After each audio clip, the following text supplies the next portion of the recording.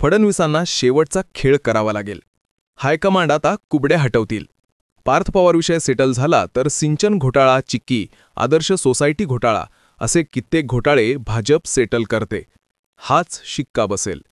आमचा अंदाज खरा असेल तर पार्थ पवार फाईल दोन्ही पवारांच्या जवळीतेमुळे बाहेर आली. लोक वेड्यात काढायची कामं काकाभूत्यानं चालवली. फडणवीसांना आता निर्णय यावर खेळ करावा लागेल. केंद्रात तशीही अजित पवारांची गरज नाही. एक कुबडी बाजूला करणं शक्य. नेमकं घडाले काय? संपदा मुंडे हत्या प्रकरण ते संतोष देशमुख हत्या प्रकरण, मनोज जरांग यांचं आंदोलन ते बच्चू कडूंचं आंदोलन, जैन लोकांची जमीन लाटण्याचं प्रकरण असो किंवा मग हायकोर्टाकडून वाढत असलेला दबाव असो, सुप्रीम कोर्टात होऊ घातलेली शिंदेंची सुनावणी असो किंवा मग एकामागून एक मंत्र्यांचे बाहेर निघत असलेले घोटाळे असो आणि एका मंत्र्याचा राजीनामा पडणं असो, या सगळ्या अपयशाचं खापर हे फक्त आणि फक्त गृहमंत्री आणि मुख्यमंत्री म्हणून देवेंद्र फडणवीस यांच्यावर फुटायला लागलाय. देवेंद्र फडणवीसांवर आजपर्यंत एकही घोटाळ्याचा आरोप झाला नाही, तथापि तो सिद्धही होऊ शकला नाही. देवेंद्र फडणवीस क्लीन इमेज व्यक्ती आहेत. मात्र देवेंद्र फडणवीसांसोबत असलेले आमदार, खासदार, मंत्री आणि पक्ष हे भ्रष्टाचारानं बरबटलेले आहेत, हेच स्वतः फडणवीसही ओळखून आहे. 70,000 कोटींच्या सिंचन घोटाळ्याचे बैलगाडीभर पुरावे घेऊन जाणारा भाजप होता हे आजही महाराष्ट्राला माहितीये. आणि आज ते सिंचन घोटाळ्यातील आरोपी तुमच्यासोबत सत्तेत आहेत हेही उभं महाराष्ट्र बघतो. IPS अंजना कृष्णा यांना धमकावल्यानंतर अजित पवारांनी लगेचच त्यांचा राजीनामा फेकणं गरजेचं होतं, कारण ती धमकीच होती, ती इशारा नव्हताच. मात्र तोही विषय गुंडाळून नेण्याचा प्रयत्न झाला.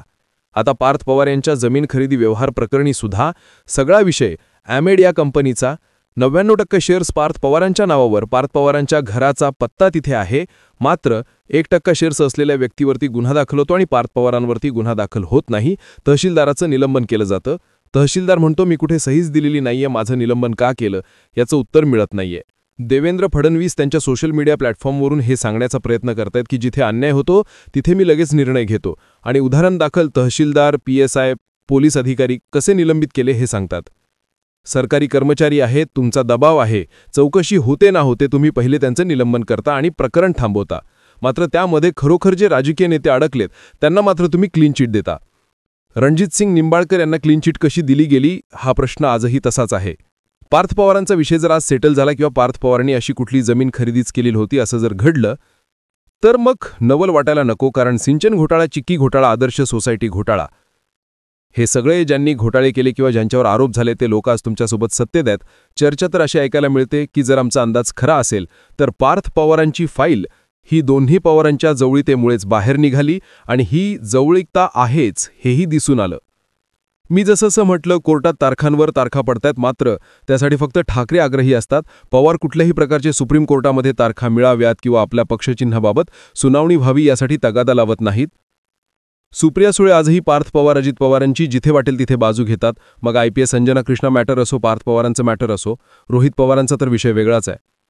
त्यांना कर्जत जामखेडमध्ये राम शिंदेंसोबत लढायचं असेल तर इकडून अजित पवारांची ताकद घेणं गरजेचं आहे. नाहीतर 124-43 मतांवर निवडून आलेले रोहित पवार पुढच्या निवडणुकीत नामशेष होऊ शकतील. आणि त्यामुळे सध्या रोहित पवार अजित पवारांसोबत जवळीकता निर्माण करतायत. मात्र हे सगळं होत असताना पार्थ पवारांची फाईल दोन्ही पवारांच्या जवळीतेमुळे बाहेर निघाली असं म्हणायला तिसरं कारण आहे, ते म्हणजे स्थानिक स्वराज्य संस्थांच्या निवडणुकीत कुणाशीही युती करा, फक्त भाजप सोडून, हे पवारांनी काढलेले उद्गार चर्चेचा विषय ठरले. अर्थात ही माहिती सूत्रांच्या हवाल्यानेच प्रसिद्ध झाली होती की पवारांनी भाजप सोडून कुणाशीही युती करा असं सांगितलं, म्हणजेच अजित पवार आणि शरद पवार एकत्र येतील. आता या सगळ्या भूमिकांमध्ये लोकांना वेड्यात काढायची कामं सुरू आहेत असं म्हणायला सुद्धा जागा उरते. 28 ऑक्टोबरला अमित शहांनी एक विधान केलं होतं की महाराष्ट्रात आम्हाला कुबड्यांची गरज नाही. अर्थात त्या कुबड्या म्हणजे शिंदे आणि अजित पवारच होते. आता अजित पवारांची कुबडी बाजूला केली तरी केंद्रात फारसा फरक पडत नाही आणि महाराष्ट्रात तर नाहीच नाही. तसंही अजित पवारांचा एकच खासदार आहे, 41 आमदार आहेत आणि दोन्हींच्याही बेसवरती सध्या फडणवीस आणि केंद्रातील मोदी सरकार स्थिरावलेलं आहे. त्यामुळे या सगळ्या भूमिकांनुसार कुबडी बाजूला करण्याची वेळ ही अजित पवारांचीच आहे का, यावरती तुम्ही व्यक्त व्हा. या सगळ्या मुद्द्यांबाबत तुमचं काय मत आहे याबाबतही आम्हाला जरूर कळवा. एकामागून एक अडचणीत आलेले मंत्री धनंजय मुंडे, पडलेला राजीनामा, माणिकराव कोकाट्यांचं बालबाल बचावलेलं मंत्रिपद, असे एक ना अनेक आरोप सुरू आहेत. या सगळ्या भूमिकांकडे तुम्ही कसं पाहता कमेंट सेक्शनमध्ये जरूर व्यक्त व्हा.